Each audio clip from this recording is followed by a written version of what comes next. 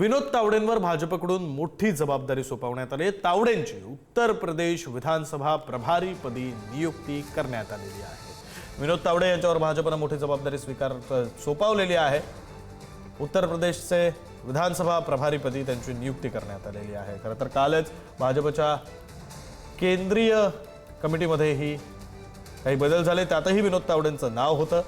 विनोद तावडे यांच्यावर भाजपकडून मोठी जबाबदारी सोपवण्यात आलेली आहे। केवळ केंद्रीय कमिटीमध्येच नव्हे तर आता उत्तर प्रदेशच्या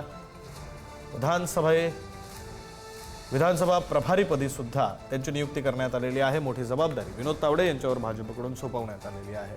सविस्तर तपशील आपले प्रतिनिधी शिवाजी काळे आपल्याला देत आहेत। शिवाजी, या अगोदर ज्या पद्धतीने विनोद तावडे यांच्यावरती राष्ट्रीय कार्यकारिणीमध्ये एक मोठी जागा त्यांना पुन्हा एकदा देण्यात आल्यानंतर आता आगामी काळामध्ये विधानसभा निवडणुकीची जबाबदारी प्रभारी म्हणून भाजपच्या नेत्यांनी विनोद तावडे यांच्यावरती टाकलेली आहे। सगळ्यात महत्त्वाचा हा टास्क असणार आहे, कारण तिसऱ्यांदा भाजप जे आहे ते उत्तर प्रदेशमध्ये सलग तिसऱ्यांदा निवडणुकीला सामोरं जाताना पाहायला मिळत आहे।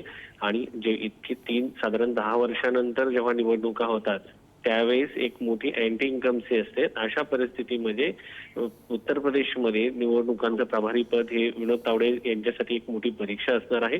दुसरं म्हणजे उत्तर प्रदेशमधूनच निवडणुकांचा म्हणजे लोकसभेचा मार्ग जातो, पंतप्रधान पदाचा मार्ग जातो असं म्हणतात। त्यामुळे भाजपसाठी ही निवडणूक अत्यंत महत्त्वाची आहे आणि त्याची धुरा आता विनोद तावडे यांच्या खांद्यावर असणार आहे। त्यामुळे ती कशा पद्धतीने लिलाया पार पाडतात हे पाहणं महत्त्वाचं आहे। या अगोदर बिहार असो त्याचबरोबर हरियाणा असो या राज्यांचं प्रभारीपद त्यांनी लिलाया पार पाडलेलं आहे आणि दिलेली ती जबाबदारी पार पाडून त्या ठिकाणी भाजपचा मुख्यमंत्री बसवणं ही त्यांच्यासमोर सगळ्यात मोठा टास्क आपल्याला पाहायला मिळालेला आहे।